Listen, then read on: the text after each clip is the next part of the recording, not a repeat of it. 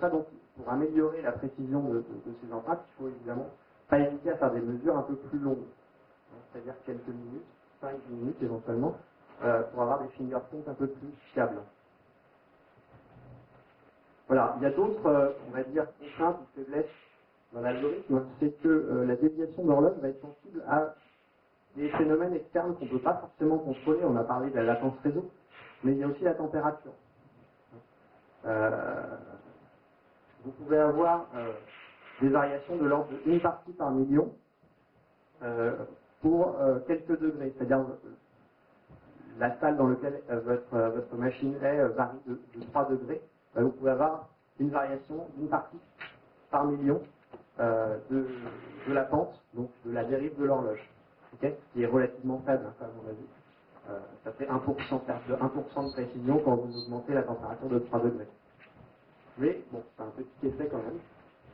Donc, à moins d'installer votre machine au bord d'un volcan, normalement vous ne pouvez pas modifier de façon très importante son empreinte.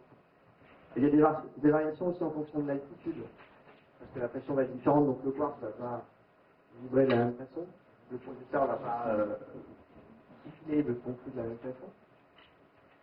Et des variations aussi en fonction de l'activité de votre PC, et ça c'est beaucoup moins négligeable.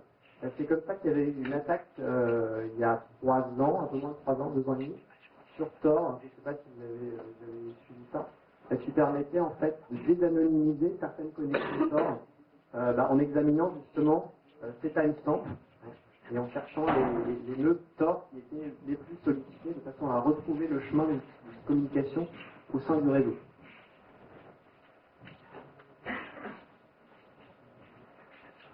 Alors, quelques applications, à part l'application évidente de faire un fingerprint et donc de pouvoir tracer une machine parmi N, l'identification de matériel perdu.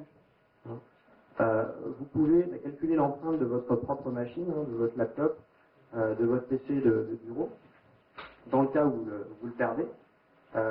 Si vous êtes ensuite sur un LAN, vous avez perdu votre matériel ou votre collègue vous a volé votre PC, si vous êtes sur un LAN, vous pouvez très facilement recalculer les empreintes de toutes les machines du LAN et donc de voir votre machine, derrière quelle adresse IP elle pourrait se cacher. D'accord ? Sur un LAN, c'est tout à fait envisageable. Évidemment, sur Internet, ça serait un petit peu long, et puis vu la résolution de la mesure, les résultats ne sont pas du tout garantis. Donc là, ça marche évidemment si votre adresse IP a changé, si votre adresse MAC a changé, parce que c'est pas du tout sensible à ça. Si votre même disque dur a changé, il a été reformaté. D'accord ? Par contre, si l'OS a changé, il est là encore pas garanti, parce que Windows et Linux gèrent leur système de façon différente, donc ça peut faire varier le fingerprint.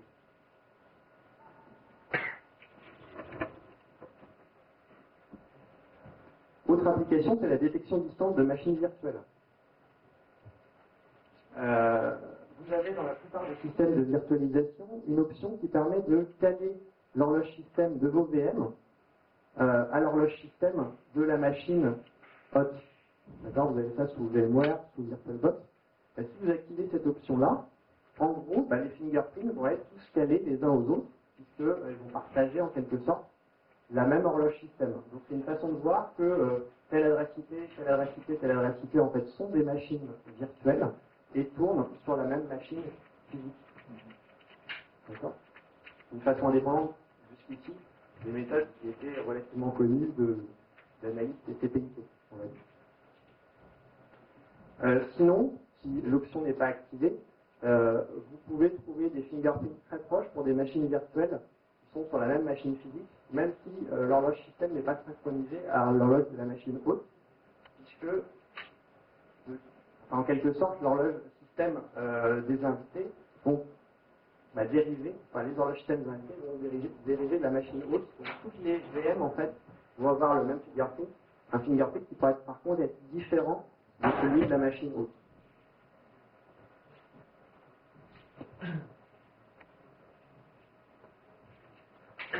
Et dernière application, l'application au forensics.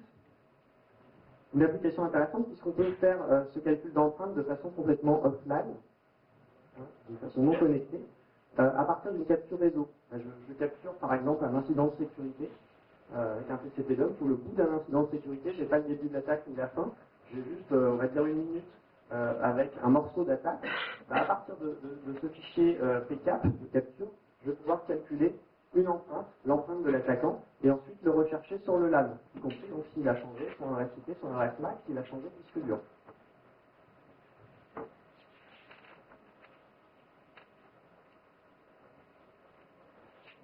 Voilà, alors en termes de contre-mesures, maintenant, qu'est-ce qu'il faut faire pour se protéger de ce genre de prise d'empreinte? Il y avait une question qui concernait le fait que la cible se cale aussi sur une horloge NTT. Ben, effectivement, si la cible se cale très très fréquemment sur une horloge NTT, c'est-à-dire tous les quelques secondes sur une horloge NTT, vous n'allez rien pouvoir mesurer. Donc c'est une façon effectivement de vous protéger de faire la synchro tous les 5 ou 10 secondes sur une horloge NTT. Si vous faites que tous les 5 ou 10 minutes, on va pouvoir quand même faire la prise d'empreinte que je vous ai dit, il suffit d'une mesure d'une ou deux minutes pour pouvoir le faire. Sinon, vous pouvez désactiver les TCP timestamps, c'est relativement facile à faire sous Linux en /proc. Les CMP timestamps, c'est pareil, c'est quelque chose qui est relativement facile à faire sur les Linux. Sous Windows, ça va passer par des créations de clés dans la base d'origine.